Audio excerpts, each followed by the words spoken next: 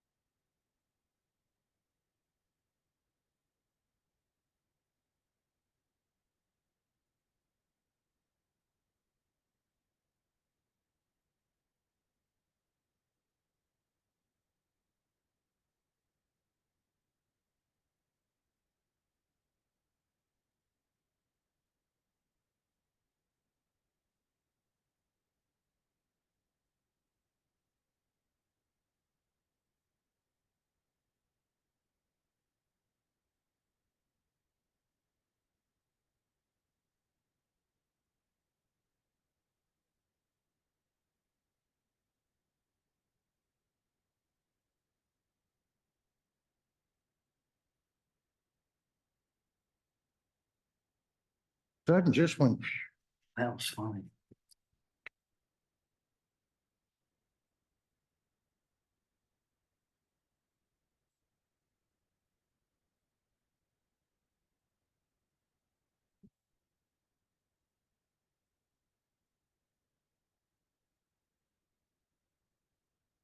Just be quiet. Chairman, you're on. Thank you, Commissioner Cook. Yep. Let's bring the meeting of the Brunswick County Board of Commissioners to order for June 16th, 2025. Thank you, everybody, for coming. Before we go into our invocation and pledge, I'd like to point out the empty seat next to me. Commissioner Sykes had a terrible loss this morning. A very close family member passed away, so she will not be joining us. So she's excused from tonight's meeting. We wish her and her family quick healing from that. With that, I've asked Commissioner Williams to please lead us in an invocation and pledge. Please rise, remove your caps. Father, we thank you for the opportunity to come together and to serve the people of this great county. And we do lift up our colleague, Commissioner Sykes, and her family as she travels to mourn the loss of a loved one. And we just pray that you'd comfort her and keep her safe in her travels. Father, I want to specifically lift up those who were affected by the tragic assassinations of several elected officials in Minnesota. I just pray that you'd be with the families, friends, and colleagues of those people and just help to comfort them, because I know some people in that state, and I know that it makes no sense to any of them right now. And I ask you to protect all of our first responders and also our military personnel who keep us safe and who protect us. And we thank you for those that are here tonight in uniform, and just pray that you'd protect them. And Father, we are in a very divided time in our country, and I just ask that you would help bring some peace and bring some understanding and help cooler heads to prevail when temptations might be otherwise. And I pray for everybody here tonight that you would keep them safe as they travel home, and I ask that you guide us in our deliberations. We ask these things in your name. Amen. Amen. I pledge allegiance to the flag of the United States of America and to the republic for which it stands, one nation, under God, indivisible, with liberty and justice for all.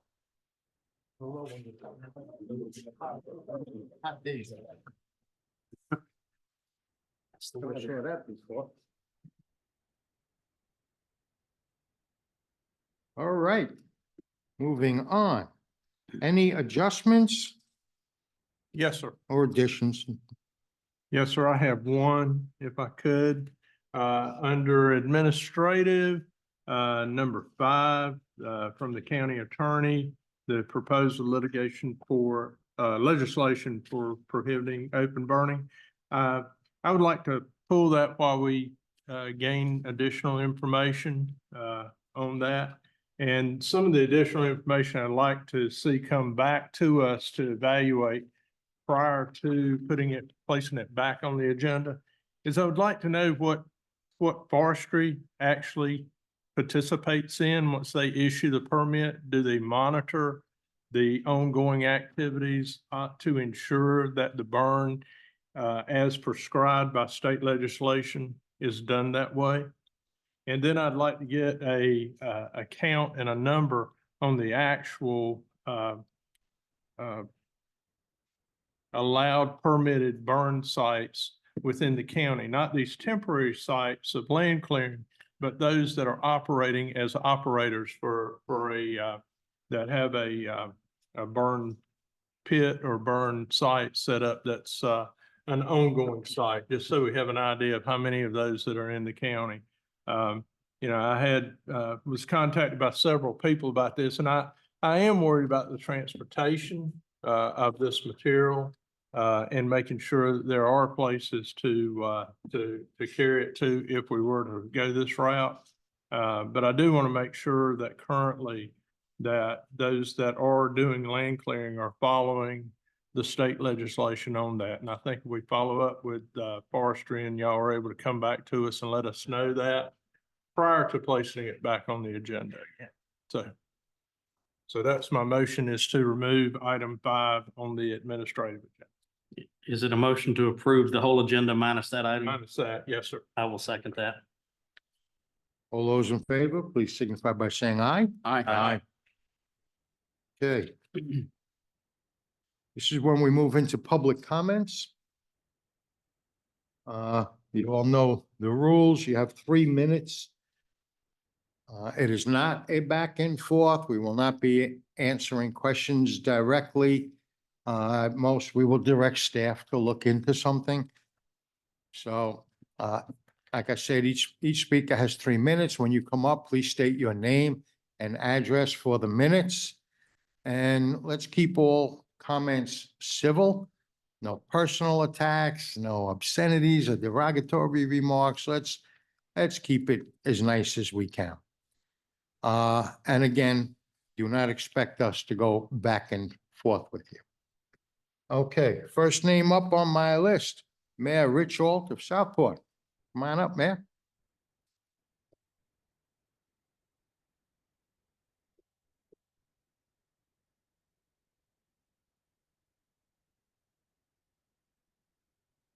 Good evening.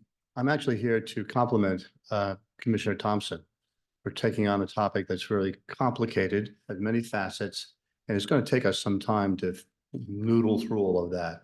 And that is the topic that he has on the agenda that talks about giving funds to the, I want to use the term rural fire departments, 501c3s. And I have, the city does not have any particular angst against that. The only question we have is the fact that I'm assuming that money is going to come out of the general fund and all of us pay into the general fund. And most of us, the municipal fire departments, have also problems. As an example, Southport's fire district is about 25 square miles. About 21 of that square miles is not in the city limits. And so when we have an overage, because it costs more now to run fire departments than in the past, the city of Southport makes up that difference, and the 21 miles does not make up that difference. So our overage, depending on the year, let's say it's $500,000. Shalot's is about $1 million. I think Leland's about $3 million. So and I've had the soapbox before, in which fire departments are going to be one of the biggest costs for North Carolina in the next 10 years.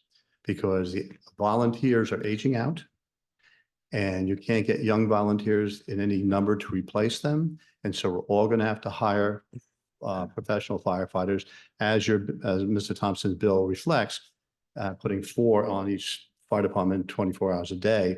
That's a huge cost. And we're all facing that same problem. So I endorse the idea, but I would like you to consider putting money towards the municipal fire departments that have these costs for areas that are outside of the city limits in order to make up some of the difference. So the city residents aren't paying, or the town residents aren't paying the full bore of the astronomical amount of money that it costs just to buy a fire truck and then to have the paid firemen. Thank you very much. Thank you, Mayor. Next up, I don't see it. Gene Toner, Mayor Toner, you here? Oh, you were hidden behind a couple of those big guys.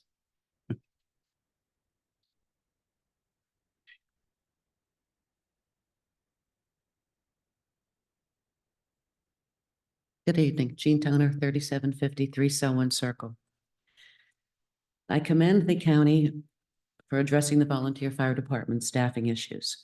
Although St. James may not be participating at this time, it will provide much needed resources to other volunteer fire departments and possibly to St. James in the future. However, the proposal does not address the extensive operational and capital costs all fire departments have that result from providing service to the county unincorporated areas.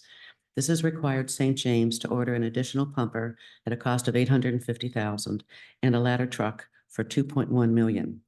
These are costs we would not have incurred if not required to service the unincorporated areas of the county in our fire district.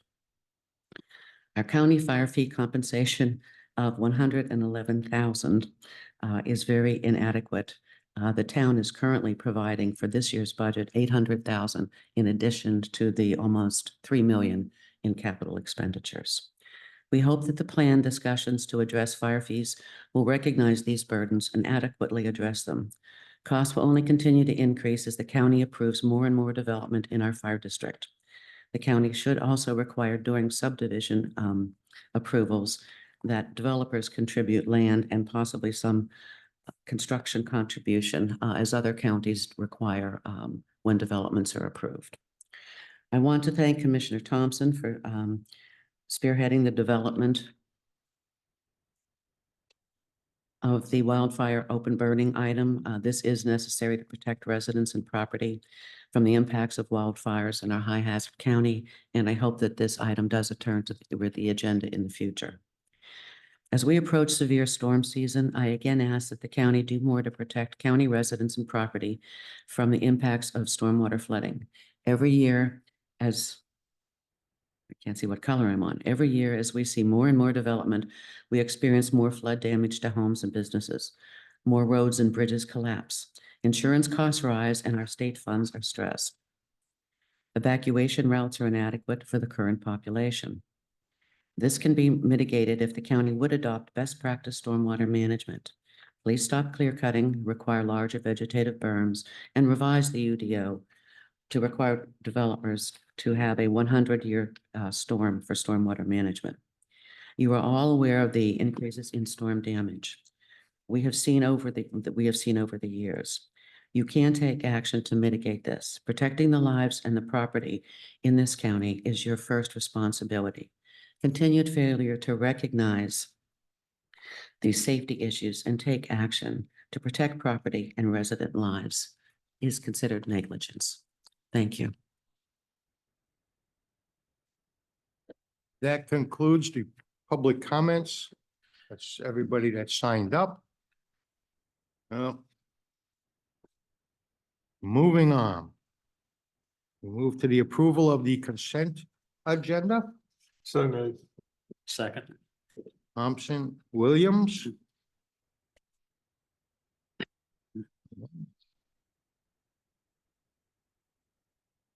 Okay, we have a motion and a second. All those in favor, please signify by saying aye. Aye. Moving on. Oh, I think I turned the page too quick.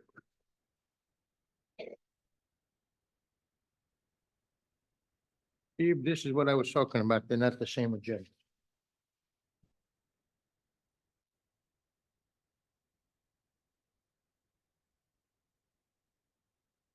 That's all.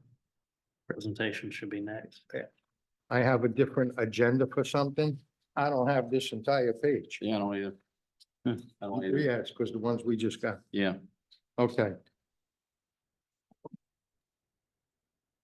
All right, moving on to presentations.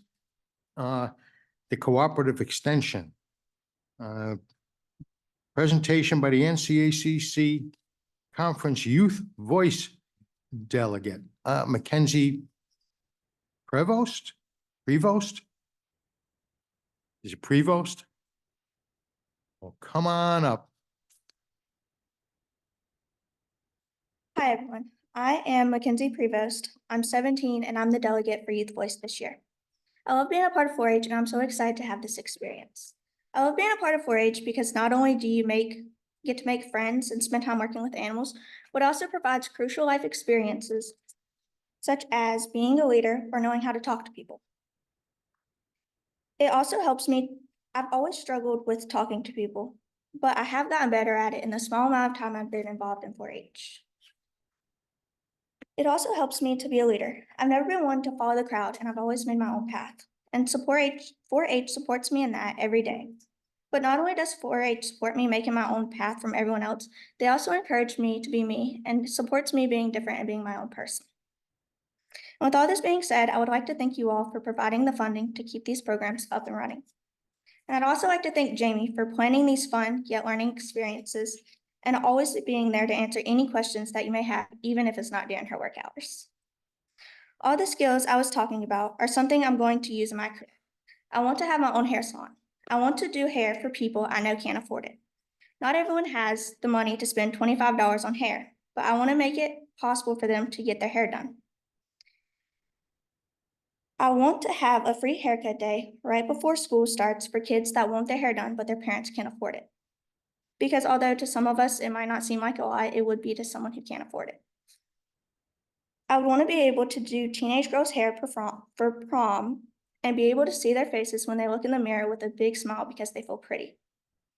I also plan on being a youth pastor. I want to lead the current generations and the generations to come to Christ, just as I was by my youth pastors. I want to make a difference in their life, and I want to make it known that we're all humans, so we will all mess up. But we can turn those mistakes into life lessons and change to become better people and to be a better follower of Christ. I want to help young people become the best that they can be, and when someone sees them, all they can say is, wow, that kid's on fire for God. I plan on going to my local community college to make these dreams of mine a reality. I could spend all day telling you about my dreams and goals for my life. However, I'm going to stop here because I'm sure you all want to get home to your families. But I would like to encourage you all to come to Youth Voice in August and support me and all the youth that I will be representing for in Brunswick County. Thank you all for your time. For a young lady that said she was not a fan of public speaking, you did great. Yeah, man. Yeah. Good job. Very good.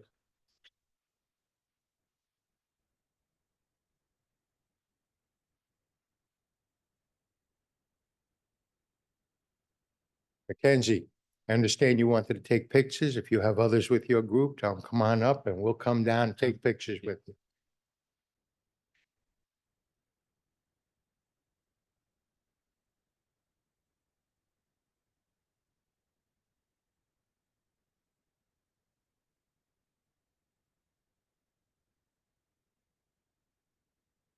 That's fine. I just need one of her by herself so I can send it to state 4-H so we can get her to you. No, with y'all. With you. I thought you said by herself. Fine. No, I want you in it. You're okay. And then I can join.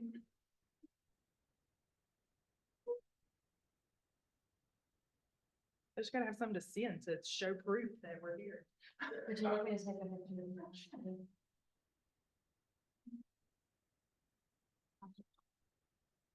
All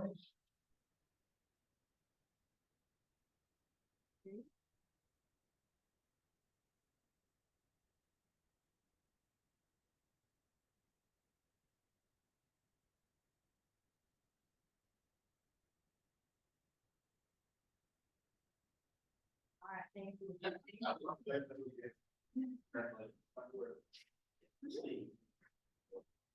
This is the first time in a while I've been taller than her.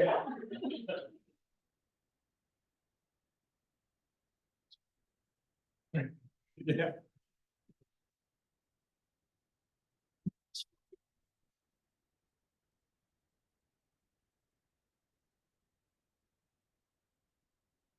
Thank you again, Mackenzie. Well done. She's already out the door. She really?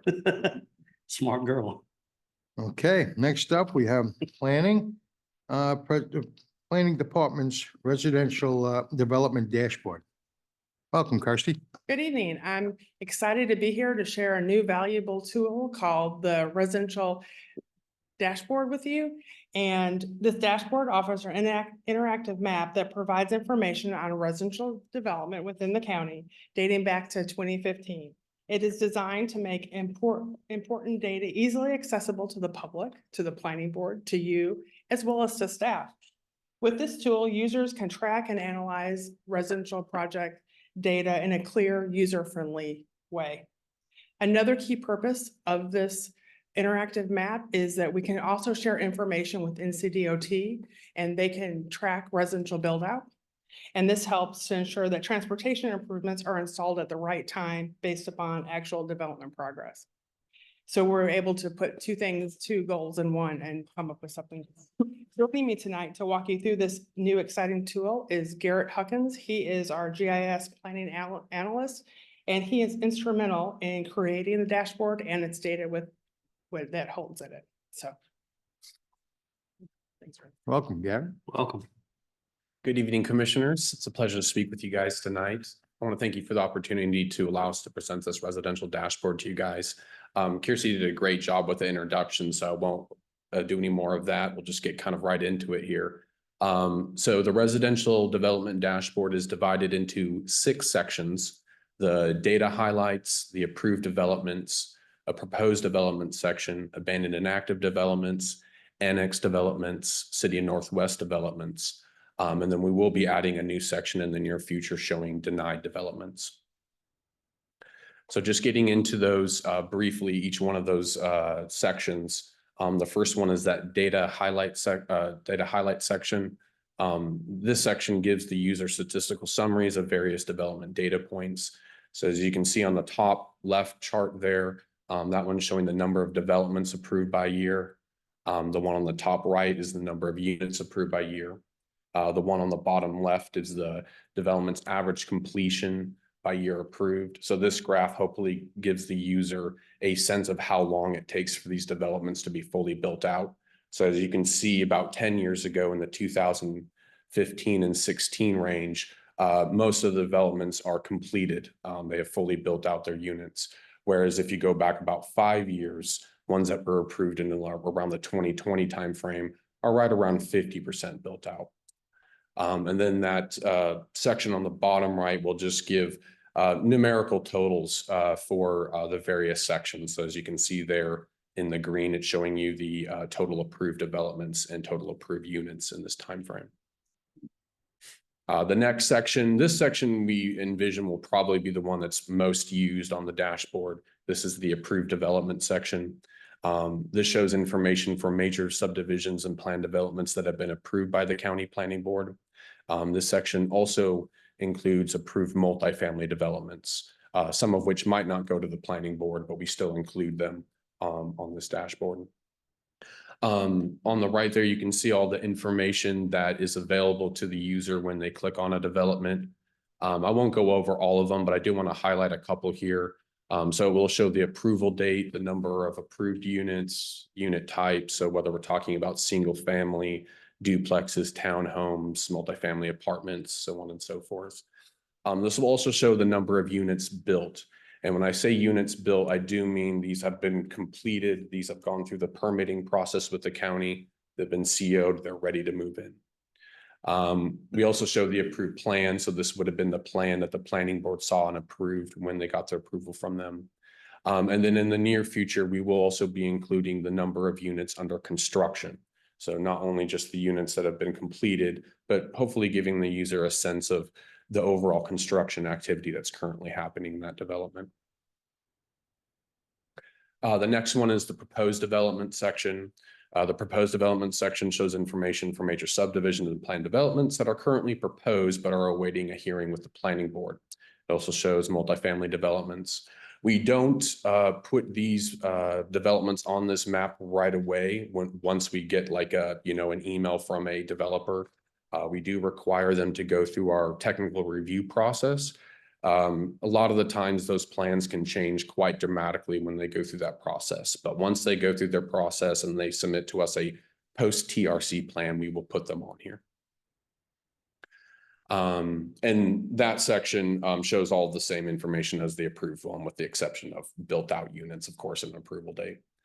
We also have an abandoned and active development section. This shows developments that have been previously approved, but the project approval may have expired or the development was abandoned. The next one's annex developments. This shows information for developments that were previously approved, but were annexed into a municipality. One thing to note on here is the plans can change considerably after they've been annexed. So you might see the development expand or that kind of thing. But yeah, that's the annexed developments. And then finally, we have the City of Northwest developments. This shows the same thing as the approved development section, but just for the City of Northwest. This is on the dashboard because the City of Northwest does contract with Brunswick County for its planning and zoning services. So a little bit about this data. Again, as already previously stated, the data year range currently is 2015 to present. The dashboard is updated monthly, typically following a planning board meeting. One thing of note, this dashboard does not show information for developments that have been approved by a municipality. This is strictly the county, and then of course, with the exception of the City of Northwest. This data is compiled from the Brunswick County Planning Board and City of Northwest Town Council records, as well as Brunswick County permitting and address reading records. Okay, so accessing the dashboard, it's available on our website. So if you go to the Brunswick County website and then navigate to the planning department page, you'll be able to find this section as shown on the screen there, highlighted red. The section is called the Development Dashboard and Map section. Once you're there, there will be a link that's underlined and you merely click on that link to get to the dashboard. This section or this page here will also show the last time this dashboard was updated. So a little bit about using it. First of all, navigating between the sections. One that, as I've already stated, once the dashboard's open, the approved development section will be the default section that's opened up. As you can see on this picture here, you can tell the approved section has been selected because it's in that highlighted orange color. But you merely click on any of those other buttons to get to the other section. A little bit about the data you see on there, specifically related to the construction data. So as you may have already surmised, each shape and feature represent a specific development. The approved development section contains data for the number of units built. And in this section, there will be a corresponding symbology that represents that development's construction progress. So as you can see on the picture there, we have 3 approved developments. The one in the white color has not built out any of its units, has 0% of its units built. The one in the tan yellow color up there has about 28% of its units built. And then finally, the one in the green color is nearly complete. They're at 98% of their units built. We will also have a legend on the side of the map illustrating the symbology and what it represents. So a little bit more about using the dashboard. One of the more common ways you would use it is there's a search tool located on the bottom of the dashboard. The search tool allows you to search any of the maps that approve, propose, annexed for the following: development name, development case number, or any kind of address or parcel number within the county. In the example shown, an address is entered and the map automatically navigates over to that address. And once the user's there, they can simply click on one of the nearby developments and see all of the information previously stated. So approved developments, number of units built, and as shown on the screen there, you can also see that approved plan. A couple other features to note. I don't want to get into all of the features and all of the tools available here, but just a couple to highlight. One is the imagery layer. There's a little button on the side where the legend's at. And you can toggle that on and off to view aerial imagery. That just provides a little bit more visual context for where the development's at. Another one's the data table. This is simply just a list or a table where you can view all the development data in a central place.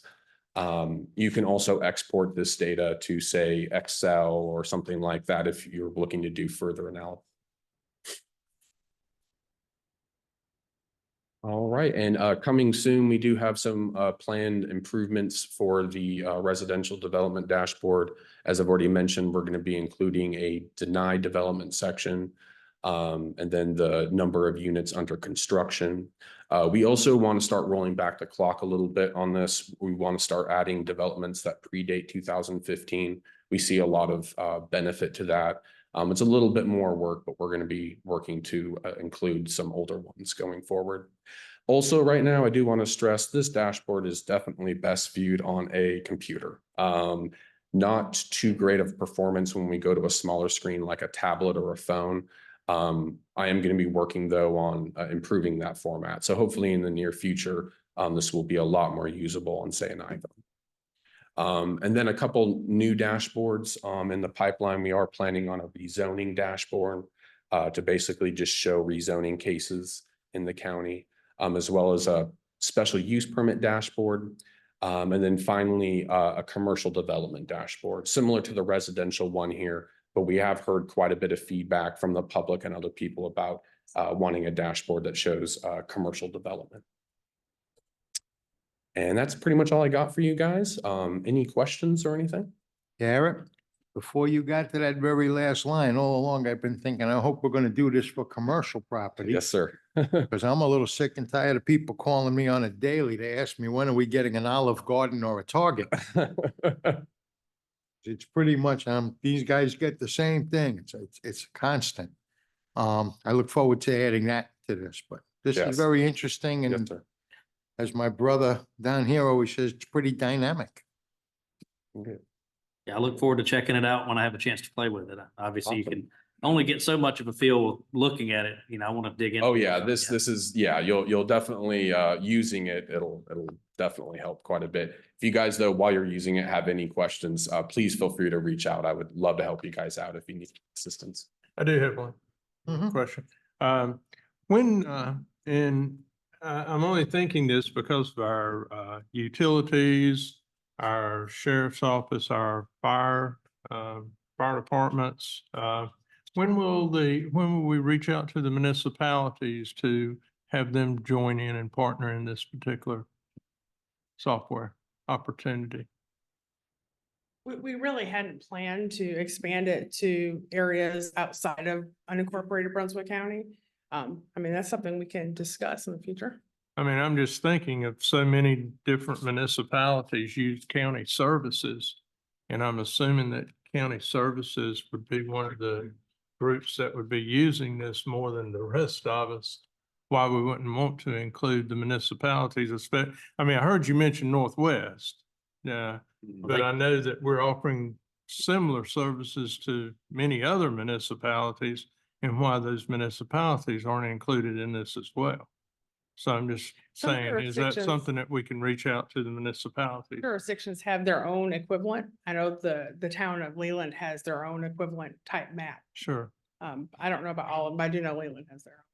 I mean, I'm just thinking, I have towns, if you start looking at them, Carolina Shores, Calabash, that utilize the sheriff's department, that utilizes a lot of our county services, that utilizes the volunteer departments. It would be great to know what's going on there, in that district through something like this. And to be quite honest with you, I don't know that Carolina Shores or Calabash, if the towns could afford to initiate something like this without a partnership. So I guess that's my big thing is, why don't we partner with the municipalities where we're offering services at to broaden the opportunities here so that all of our staff can utilize the tool. That it's a great tool. I'll give you that. And it's great information. I just see where, there's a lot more users that could use it if it was included in if those municipalities that we work with could be included in it. We'll definitely look at that. Thank you. Thank you. Thank you.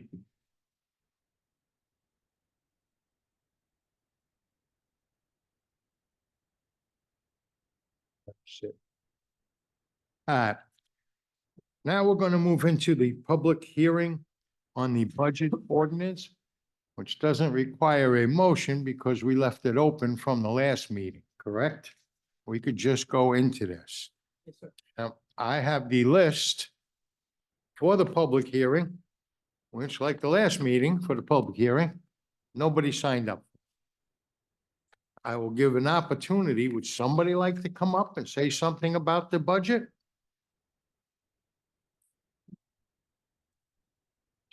Slow down. Okay, then we will close the public hearing on the 2025-2026 budget. Moving on, Steve, the administrative report on the budget. Thank you, Mr. Chairman. The public hearing being closed, we would now request that the Board of Commissioners adopt the fiscal year 2026 budget ordinance, schedule of fees, 5-year capital improvement plan, and a resolution for the use of opioid settlement funds. Mr. Chairman, I would like to move approval. I'll second that. Yeah. How did I lose? Williams, Thompson. Darrell, you got that? Williams and Thompson? Yes, sir. Okay, discussion. Anybody? I'd just like to thank our staff for the work they've done trying to navigate all of our board's divergent opinions on what this budget should look like. I mean, there's probably none of us would have drawn it exactly like it is, but I think it's a good product overall, and I just appreciate staff working with us and putting up with us and responsiveness to us during this process. I can tell you, I really do appreciate it as well. I've shared some concerns I've had over the time with Chairman Forte and others. And, you know, it's been a lot of sleepless nights regarding this thing. This started back, people think this was done quickly. I think we started around February and went through every single possible perspective as to how this could be done. And I think that this administration, the staff, all of them worked in concert to come up with an excellent budget. It's real tight. It is really tight because, well, forgive me, but this last administration caused about 9% inflation per annum. You add that up, that's over 30%. Everybody sitting in this room knows that your gasoline and your food costs and everything else has gone up. Same thing happened with the county. We've been trying to keep these taxes as low as we can. And we've done that. We've historically done that. Problem is that the growth, as their manager stated, has not kept up with the costs. If the inflation wasn't as profound as it is, perhaps it would have, but it has not. And so hopefully we're going to get the ship righted with the current administration. But that being said, I really do appreciate greatly what has been done. You guys have just done an outstanding job. Can't say enough about it. So thank you. Yeah. And I just want to echo that as far as administration goes. I want to I know that the finance director worked extremely hard to bring this budget within line, and I am very appreciative for that. I think your insight and the information and that you shared with leadership, I think that went a long way in making this a good budget for the people of Brunswick County. So I appreciate that. Sure. All right, I'd like to add my kudos as well to staff. Aaron, you're amazing. Really well. The things you could do with a calculator and a pencil is unbelievable to me. The entire staff. So that, you know, this is a $313.1 million budget. I myself, and I'll go into it, I'm not happy with this budget at all. I think it's an irresponsible and inadequate budget myself. I don't think it meets the needs of the citizens. I think the rate is a little bit too low. As Commissioner Cook stated, the rate that we've had for about 12 or 13 years now has not changed.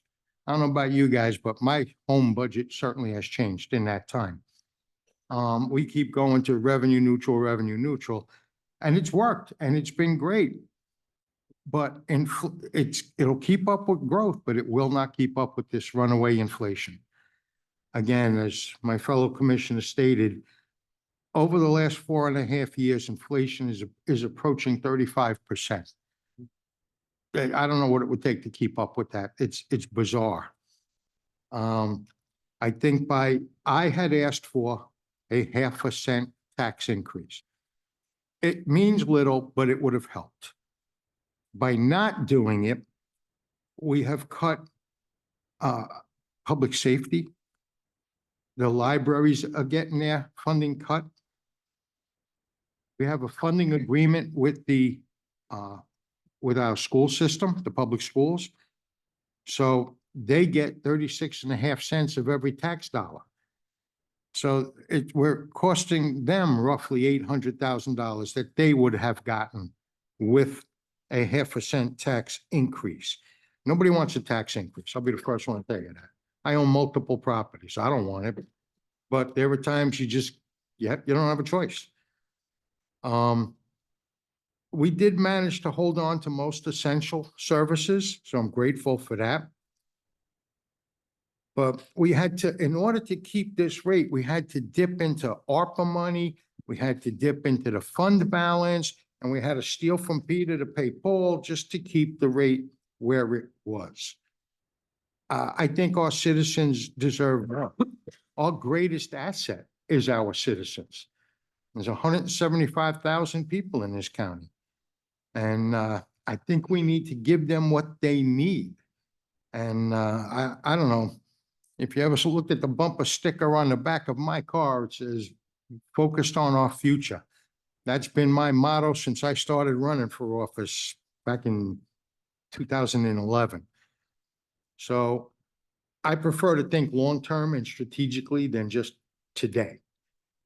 But I will leave it at that. I just worry about the long-term consequences. Anybody else like to comment?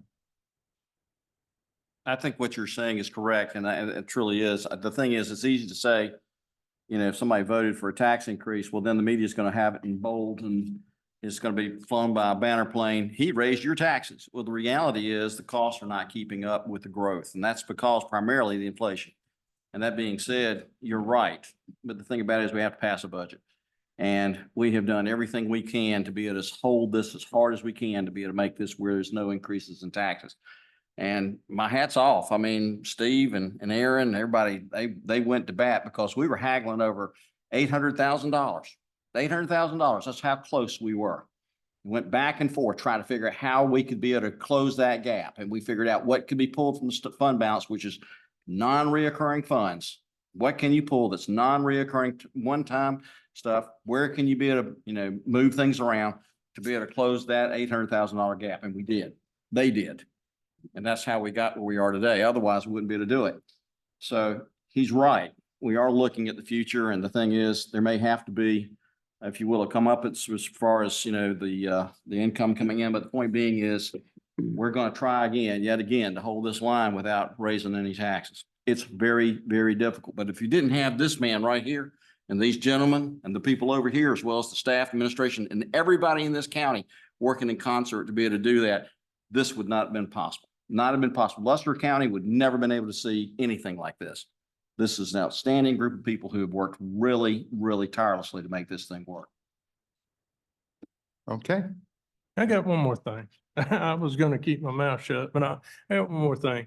I would like to just say that I was disappointed when the manager brought forward a budget that included a budget increase for a half a cent for $2 million worth of items that again, once research was done, we were able to find all the funds necessary to ensure that all those were covered without deleting anybody of anything.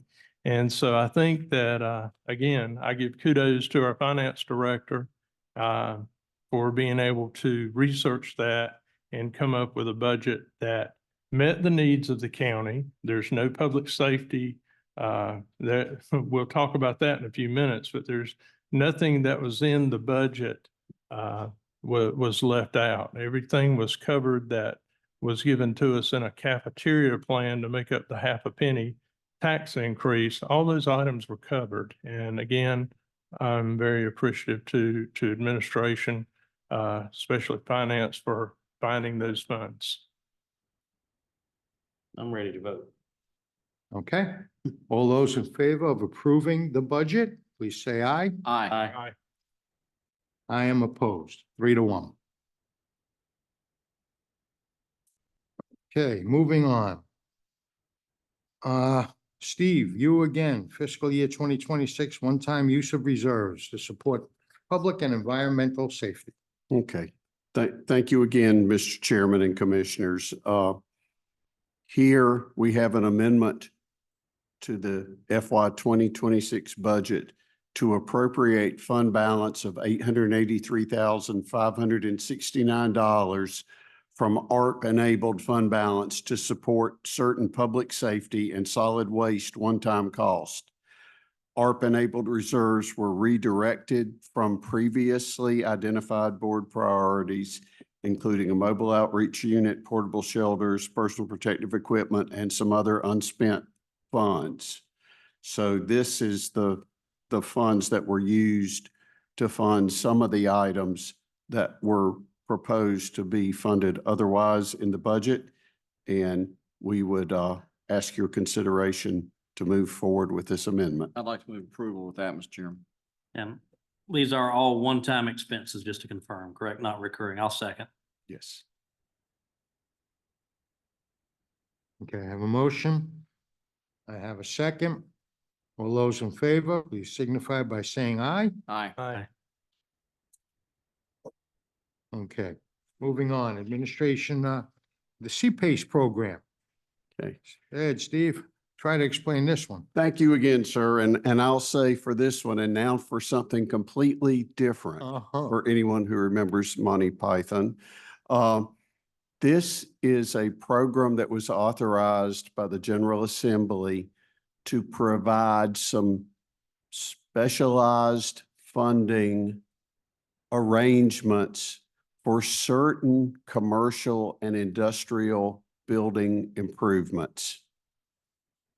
And in a nutshell, if you approve a notice of intent tonight and schedule a public hearing and then approve a resolution after that public hearing, it would allow, again, commercial and industrial buildings, either new projects or renovations for certain building components that exceed the minimum building code requirements. For instance, energy efficiency. If the project is going to be more energy efficient than the current state code requires, then that would make the energy components of a project eligible for this funding. If the building was going to be more structurally resilient than required by the code, that's another example. There are others. What we would participate in a four-party agreement with the project owner, the state, the Economic Development Partnership of North Carolina, and the lender for a recorded document.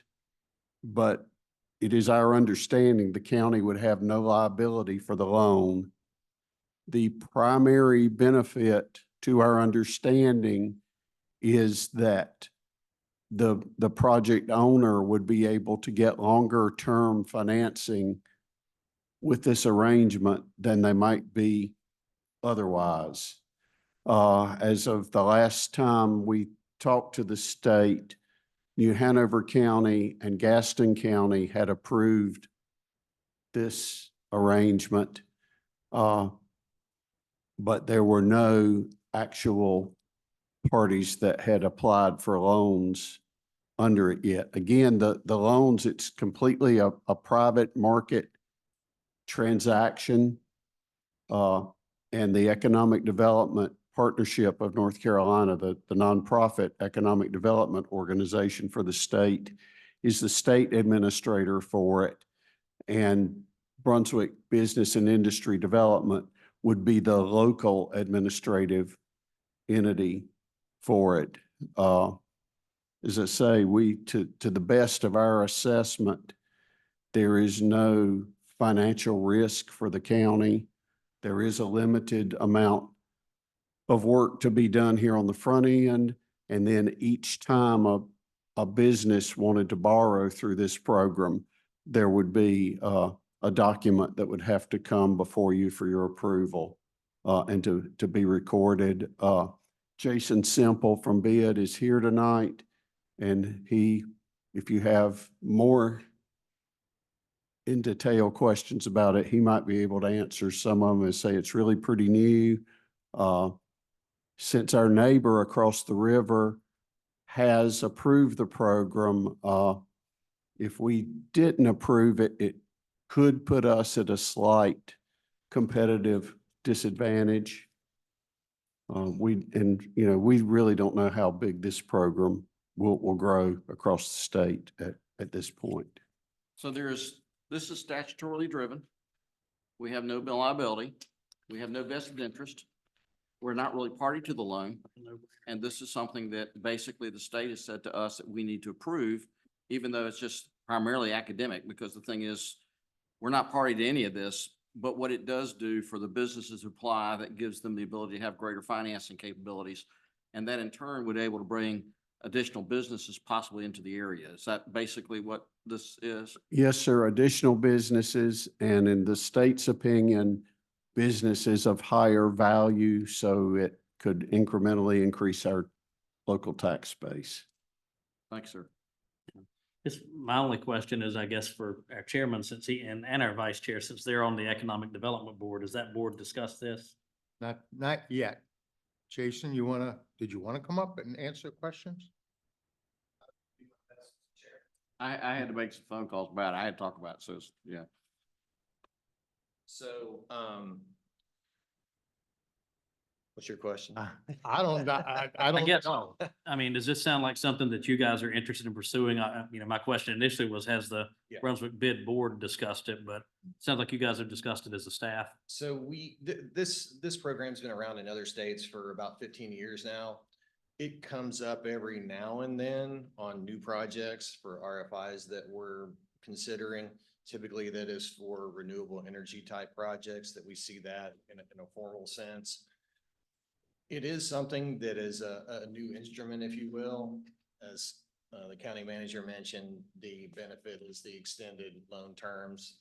And it's attached to the actual property, so it carries forward even if the business sold the property. So from a competitive advantage standpoint, if the other states are doing it and other counties are starting to do it, we probably need to do it as well, just to make it available to businesses who would be interested in it. As Steve noted, that really we don't really have any monetary skin in the game other than the staff time that it takes to do the agreement and bring it before you, and then of course record it up with the clerk. But a quick Google search, you can see some of the lenders. One of them is Peachtree. They've done on their website, it just says they've done $340 million worth of deals in the last 90 days. So again, these are typically used for renewable energy things. North Carolina has expanded this a little bit to include the resiliency portion. That's what I was going to ask, hardening and flooding and things like Yes. that, a lot of those capabilities.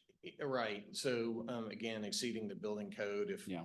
we had a business that was adding pilings or other. Make them more resilient against Correct. storms or floods or what, yeah. Yes, sir. Yes, Commissioner Cook. Sounds like another tool in our toolbox that there's really no downside to. Yeah, Wow. there's no risk. Yeah, no problems with it. I'll move approval. Second. Cook, Thompson, all those in favor? He got younger. What is- Williams. Oh, Williams Thompson. My other brother. Williams Thompson, sorry. Okay, all those in favor, please say aye. Aye. Aye. Thank you, Jason. Thanks, Jason, appreciate it. Thanks, sir. Beat up on that. Mr. Chairman, with this respect to the next one, we have discussed at length the aspect of the budget. We have talked about how it was so difficult to be able to come up with a balanced budget, how you even said that we actually needed to raise taxes, and that it just barely does cover all the bases to be able to do it as it is. As we both know, as we all know, there's a process for any kind of add-on type thing that starts as early as in February or January. This was brought upon us by one individual within 2 weeks prior to going into public hearing for this budget. And that just is like buying a car, but not having the money there allocated for it. And that being said, I move to table at this time, sir. Motion to table or second? We've already approved the agenda. Yeah, I kind of think the Kind of same. late, isn't it? Can that be done, Mr. Attorney? I believe we have to. It could be done, but I think we should, since we've got it on the agenda, let's go ahead and, we can always table it after we discuss it some. Okay. Okay. So that motion is, I guess, denied. So you see where we are, okay? There's a Commissioner Thompson has requested nearly $7 million come out of the fund balance, transfer it to the general fund. It will give this money to our nonprofit to give them personnel. Do I have a motion to approve? I'd like staff to do the presentation. I mean, I think staff can explain it a little bit better than the chair right now. Okay, fine. The request was for our staff to review the staffing in each of the not-for-profit fire departments in the county and to compare the staffing to provide at least 4 paid staff members around the clock at each of those departments to their ability to pay for said staff with fire fee funding, and then to make a recommendation for the departments that would need additional funding to be able to support that amount and how much that funding would be. And so the fire administrator and the finance officer work together to determine the cost of 4 firefighters around the clock on the payrolls of those departments. And then compared that to the available resources. So that's how the spreadsheet that is attached to this was calculated.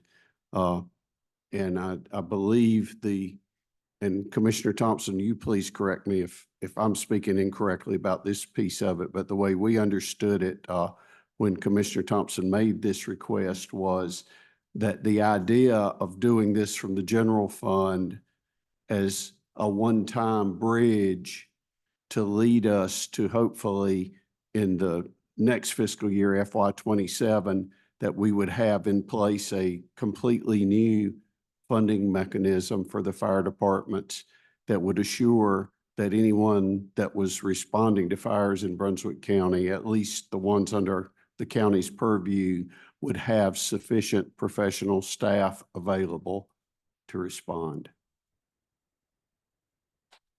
And if I can add, you know, first off, I'd like to say that, you know, every fire department in this county, whether it's municipal or rural, you know, they respond daily. We do not have a fire department that does not answer the call in Brunswick County. This in no way, this recommendation and request in no way takes away from what our fire departments are doing in this county on a daily basis. My concern is that we're not providing them with the appropriate staff to where on arriving on the scene of an incident, a structure fire example, that we're not providing them with the proper manpower at that moment to properly use this best operational tactic that they could because of the lack of manpower that is arriving on the scene, which means that you may have a rescue delay. You may have a service delivery of whatever type it is being delayed, and that may cause injury and it may cause death. And I think that the best thing for us to do is to ensure that we are providing every department in the county with the appropriate staffing that they need to ensure public safety in Brunswick County. And then we need to go much further to develop a plan for current staffing to ensure that we are not doing as the county has done from time to time, hire new hires, and they end up making more than the people that we have as senior staff. So we need a staff development type of scenario. But all that can play out whenever we're doing and reviewing how we're going to fund for the next year. My biggest concern is that as we move forward, and it looks like we are going to move forward with some type of new funding model that would be implemented in the 26-27 fiscal year, that we ensure that we are properly staffing the departments. My concern is that we may not be able to wait until July of 26 to do this. We are putting people and our citizens at risk by not doing this immediately. That is why I brought this forward to say, let's look at this. Let's try to figure out a way to staff these departments now and then pull together our committee to determine how to fund a properly staffed department in every district in this county. Currently today, we do not have that. And just looking at the figures that you see on the report attached to this agenda item, you can see that there are several departments that would need quite a bit of funding. And so you can see the departments that are below the minimum staffing level. Now, St. James, I did talk to St. James, and I'll be quite honest with you. For the past 20-some years, St. James has had an extremely strong volunteer program. I spoke with the chief myself this past week. They've got 80-some volunteers that are as strong as any volunteer group that you will find anywhere.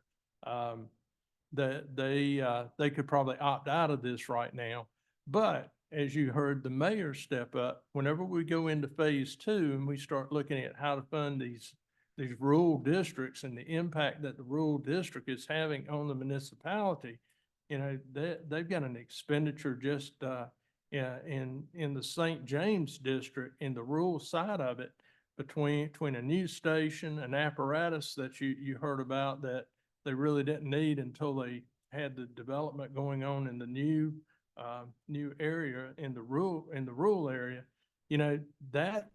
that's excessive. And it needs to be broken down. Now, obviously, that piece of equipment would be utilized just as well inside the municipal area as in the rural area. So there's going to have to be, a shared investment there. But that's what we need to look at strategically across the county. My request today is for us to step forward and do something to address the staffing of these departments currently so that we do not have a situation come up between now and July of when we look at adopting our next budget next year. These are things that need to be addressed. Now, we'll also go as far as to say, I'm not in a position this evening to request that we even vote on an allotment of funding. My idea here this evening is to say, yeah, we'll support doing this and move forward and give staff an opportunity to go back and figure out how you're gonna have to develop some type of an agreement so that we're able to hire these folks and assure that the expenditure that we're making with each district and each department is adequate. We just can't approve the money tonight and go out and start hiring tomorrow. There's a whole lot more to it than that, but that also means that there's still going to be a delay.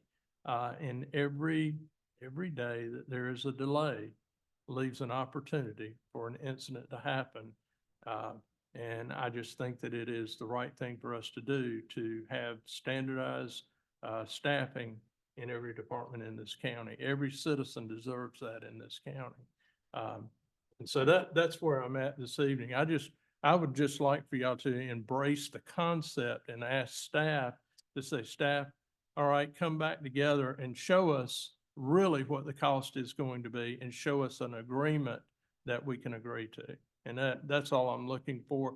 But I do think that we need to move forward quickly after we have that agreement in place and an agreement on how the funds would be disseminated. We need to move quickly. I mean, this is something, don't put it off 6 months or a year while we wait to develop how the annual funding is going to occur to support this and the other management costs that the fire departments are going to be dealing with every day. That's all. There has been no motion on this. We just listened to a 10-minute dissertation on it, but there has been no motion. Huh. Do we have a motion to continue? We don't know, we do Or that are we just frequently. going to discuss this? We do that frequently where we discuss before there's a motion, so we're Okay. going by Mike's rules of disorder. Oh, okay. Um, Mr. Chairman, I think that we have to constantly look at the funding aspects. I've been around this long enough to know that when we didn't have any funding from the county, none, then we got $5,000 from the county. Well, that was marginal at best. We're growing leaps and bounds, but we are going to be looking at this at great detail as we're coming into this next year. And anyone can assert that if we don't do a certain thing, you put the public at risk. I remember at the BSL fire we had about a month ago, there was 270 people showed up. That was phenomenal to see how the coordinated effort worked. I've been on the fire line with a lot of these people that are out here. They are professionals. Some of them have been volunteers a good bit of their life and they became professionals. And I can say without a doubt, they are beyond any stretch of imagination, some of the best people I've ever had the honor of working with and knowing. And the thing is, we want to do everything we possibly can to support them. But in saying that though, we have to also look at what the realistic aspect is as far as our budget is and how we can be able to continue to do that. And that being said, as you know, there is a process because even if we discuss anything, we tend to get together, as two individuals or, at a time and we'll discuss it. We'll go back and forth, administration, everything else. This was pulled up at the last minute of the meeting and just said, I want the county to be able to do this and I want it done. In fact, I think it was almost demanded, whereas individuals were in the middle of trying to get the budget done, that they were really upset that they didn't have their agenda item already approved. The point being is it sounds good and it really pits us who really care and have bled out of both arms and legs for people that work in the fire, EMS and emergency services and law enforcement. It pits us versus them. And I don't like being in that position.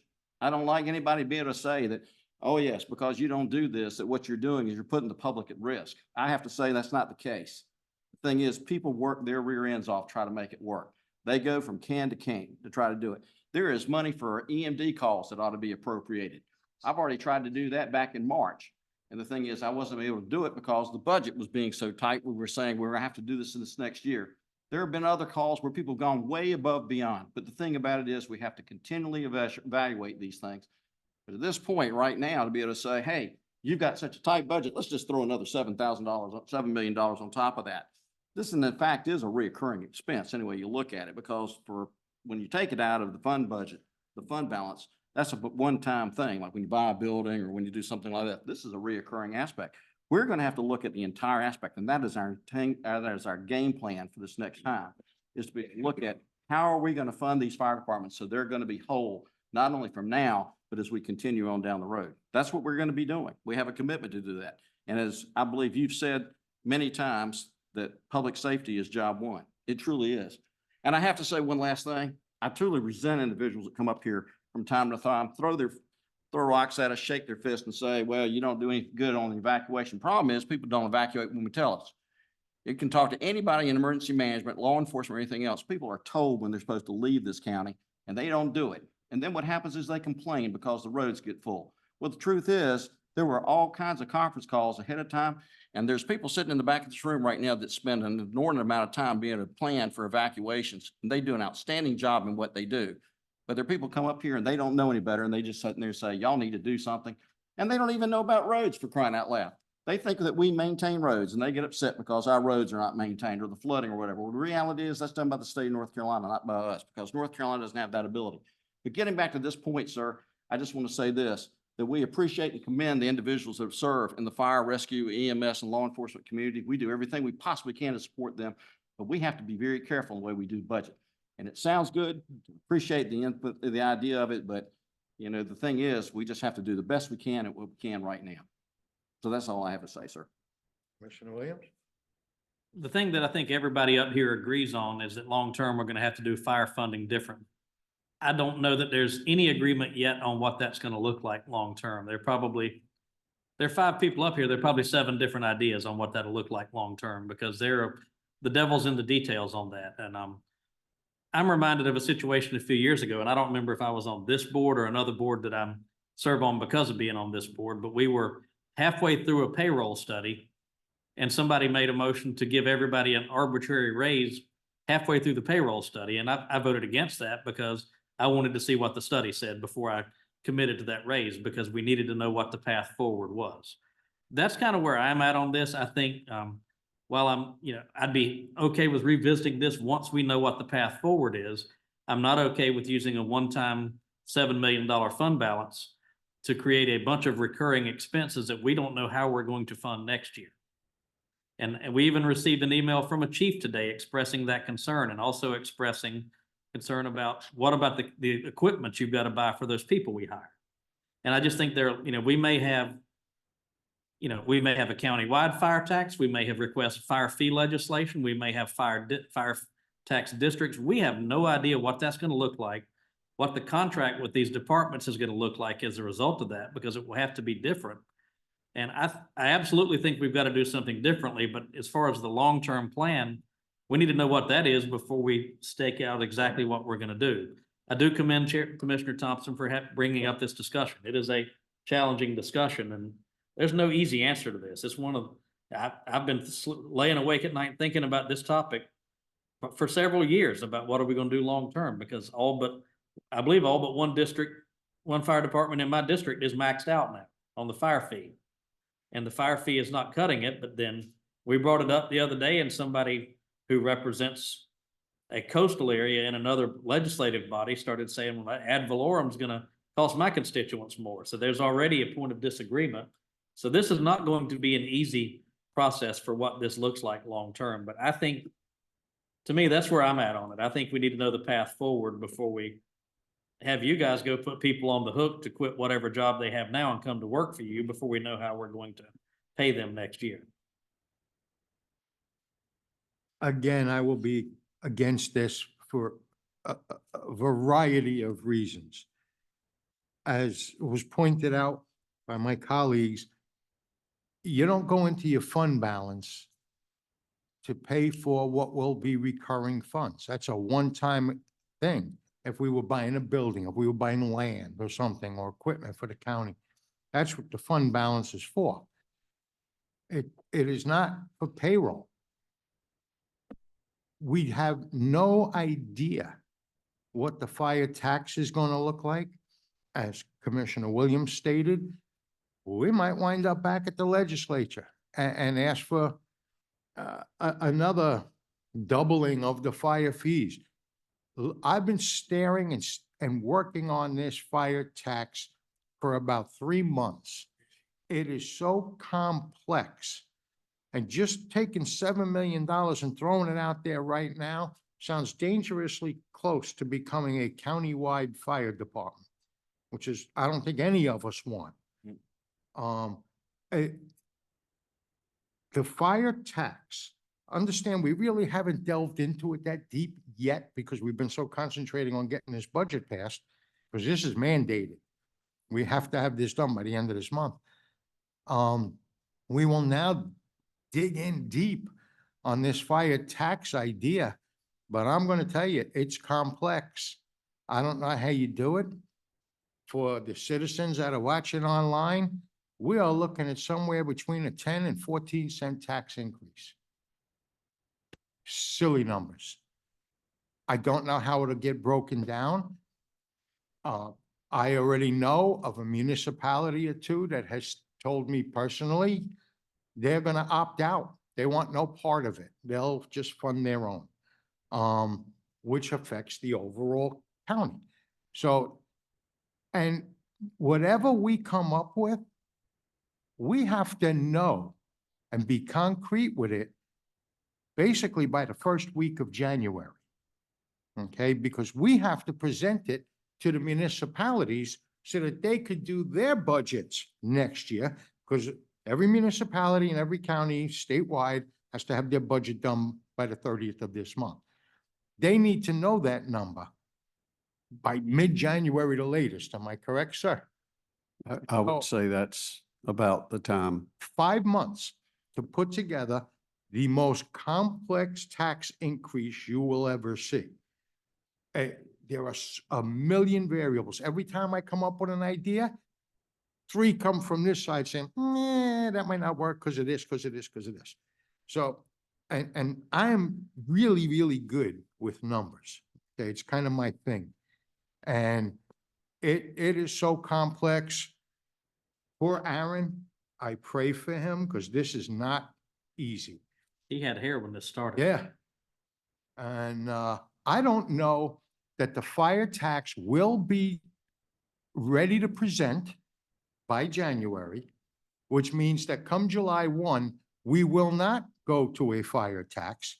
It'll probably be postponed a year, which will, in my opinion, be the prudent thing to do. Okay, do it in the 27 budget. Could make sure all your ducks are perfectly aligned before you do this. I will absolutely be voting no on this. And I don't know, seems we have those that think, hey, I got an idea, I'll just go into the fund balance, which is our savings account. Just my idea sounds good in my head. Let's throw this amount to it. Let's throw that amount to it. Let's steal it from here. Let's steal it. It's not how it works. Believe it or not, this is a 5-member board, not one. But the FEMA allocation is going up also. Right, there's another point.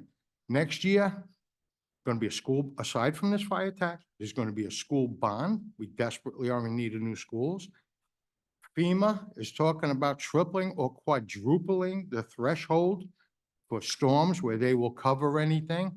I mean, right now, we got to have $12 million in damage before we can get anything reimbursed. And even that's like this, because I believe they still owe us money from Florence in 2018. If they triple that, we have to have $38 million worth of damage before FEMA will ever step in. That fund balance better be strong. So if we have a whopper of a hurricane or tornadoes or whatever disaster Mother Nature throws at us, we have to have that money sitting there to put this county back together as quickly as we can. And I'll leave it at that. I think this is a god-awful idea. Yeah, if I can say just one more general thing about fire funding, I've talked with a lot of commissioners from other counties, and almost every one of them wants a system different than whatever they have. So I don't know that there is a perfect system out there. Nobody seems to like what they have. Maybe one county I've talked to seems happy with what they've got. Some of them ask about our system. I'm like, no, you don't want this, trust me. But they seem to think it's better than what they have, and that's the challenge we're going to face moving forward. Is probably a lot of people won't like whatever comes out of this, maybe even including the ones of us that ultimately have to vote on it. Mm-hmm. Can I pipe back in real quick?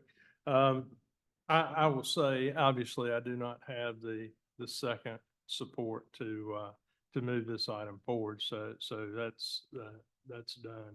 But I will encourage this board to consider going ahead and having staff take the appropriate measures to make this a #1 priority to move forward on, with developing a strategic plan and timeline to come back to us with, to ensure that we are addressing this staffing issue.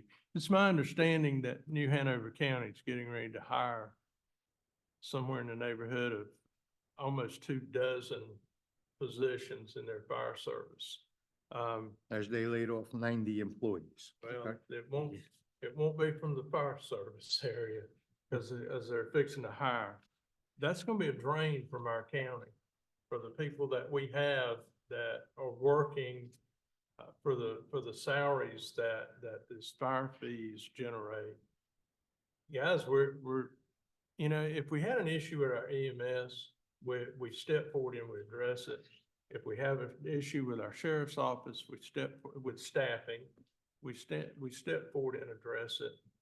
We've got an issue with our fire service, and we need to have staff look into it and come back to us in short order with a temporary fix until we're able to identify how to move forward with a funding mechanism in place to support these departments as they need to be supported for the citizens of Brunswick County. So I guess if I'm going to make a motion, that would be the motion that I would make, is to direct staff to move quickly to identify an avenue to pursue to address the staffing issue first, and then to move forward with addressing the overall fire department funding issue. And I guess my problem with that motion is I still think we've got to have the long-term path before we go And they Hire- should develop a hire timeline. staff without knowing what the path forward is. And that is the idea that we're going to be doing this next year. Well, I mean- maybe I could amend it to say that they would come back at our next meeting, July the 21st, with that timeline of how they would move forward to address the immediate needs and then to address how they were, their timeline for the discussion and the I implementation. believe the issue's moved at this point. Well, just to share options for the, I mean, we do need to know what, if we're gonna discuss the, of long-term, whether it's 1 year or 2 years. I don't have a A problem fire with tax. discussing how we're going to do the funding, but the thing is, that's already being worked on right now as we speak By who? by the administration. We've had the tax department, legal, and the fire administrator working in the background for months. But the reality is, at least as we envision it in my office, is we're talking about a whole lot more than a funding mechanism change.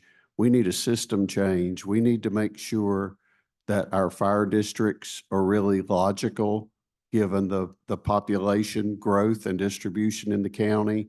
And we need to make sure that we have an appropriate administrative relationship between the county and the departments to make sure that this ever growing amount of public funding is being responsibly spent in accord with the requirements of the general statutes and prudence. So when are we gonna come out and develop that openly? Well, I actually, and I thought I copied it to you in response to an inquiry from the mayor, one of the mayors a week or so ago.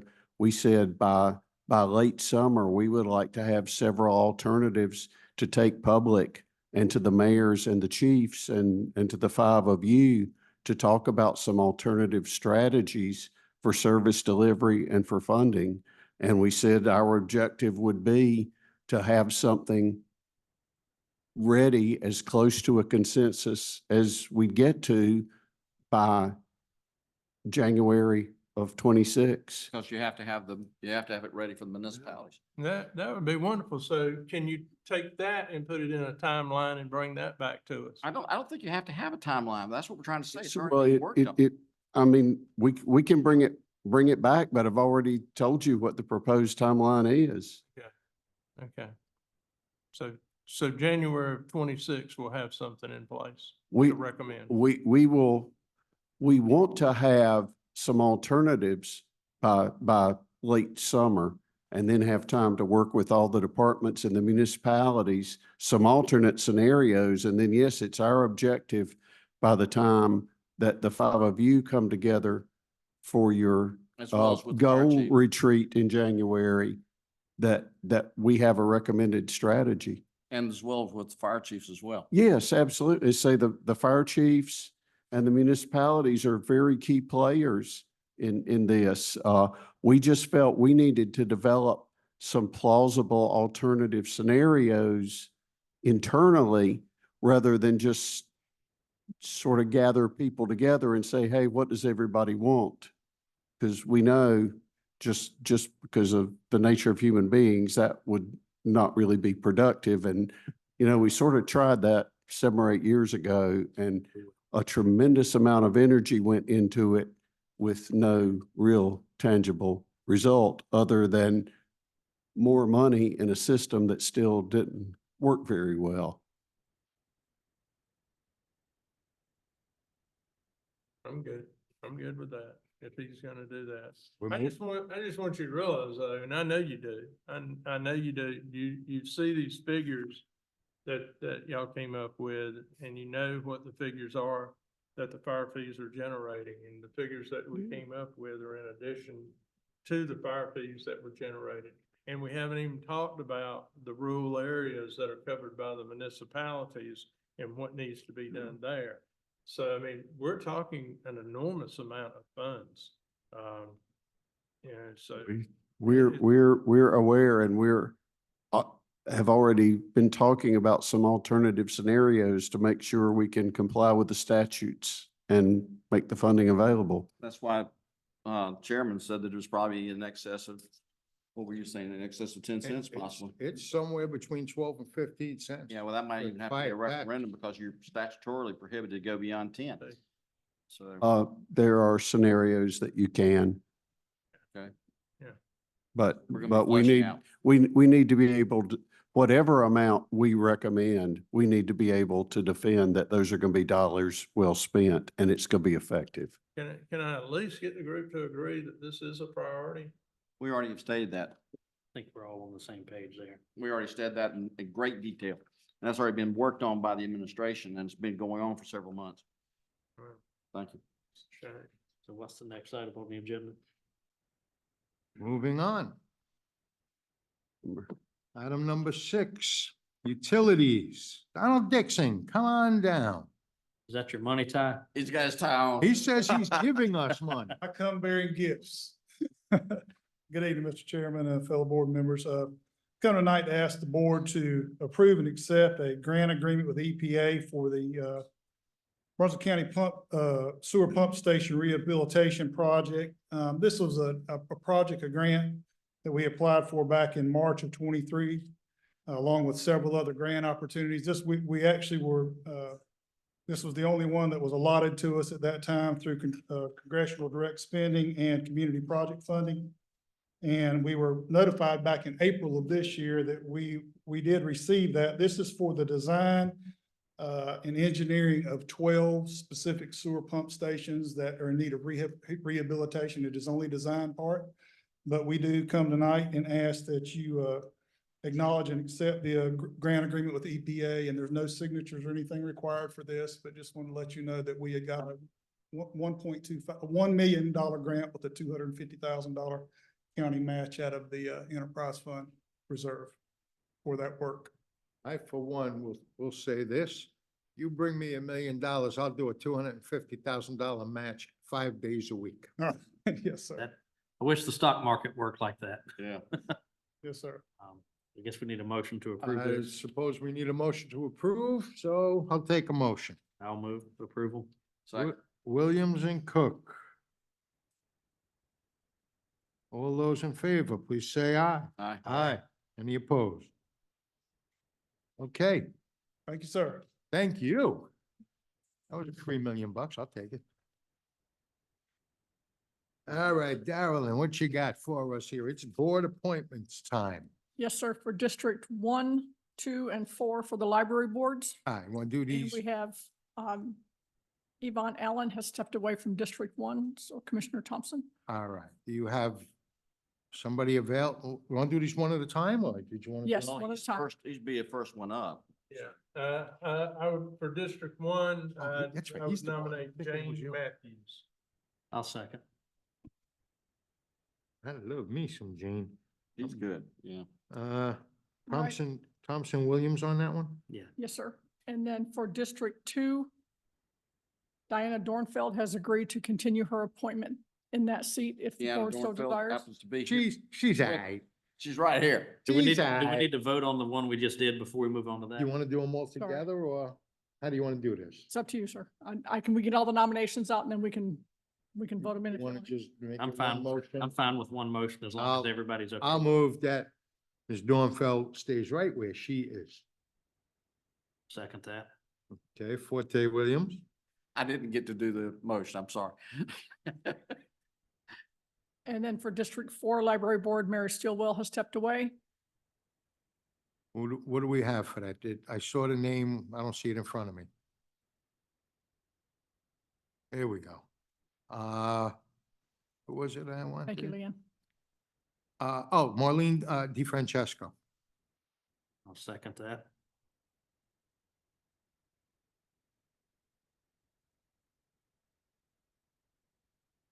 Okay, and this, I'm gonna leave this one up to you, the voluntary ag district. I'll move to reappoint Travis Potter. I mean, he's a good guy, okay. Second. Williams Cook. And I'll move to approve all of the names we just put forth. I need a second on that. Second. Second. All those in favor, please say aye. Aye. Thank you, everybody. Okay, other business and formal discussion before we go into closed session. Just one comment, I just want to say, especially for those out there, we may not all always agree up here, but I think everybody up here works hard for this county, and I think unlike some other places, we've shown the ability to reasonably disagree on some things tonight. And there are a lot of places in our country where that does not seem possible these days. I did have one question. Where are we on the after action report on PTC 8? The committee meeting was deferred until July 21st for the draft of that report to be reviewed by the committee. Okay. That's it. Anything else? If not, Mr. Attorney, what you got for us for closed session? Yes, sir. If I can get a motion to enter into closed session pursuant to 143, 318, 11, 1 and 5, review closed session minutes and discuss purchase of property and direction to staff. So moved. Williams, Second. Cook, all those in favor? Aye. We are in closed session. Yes.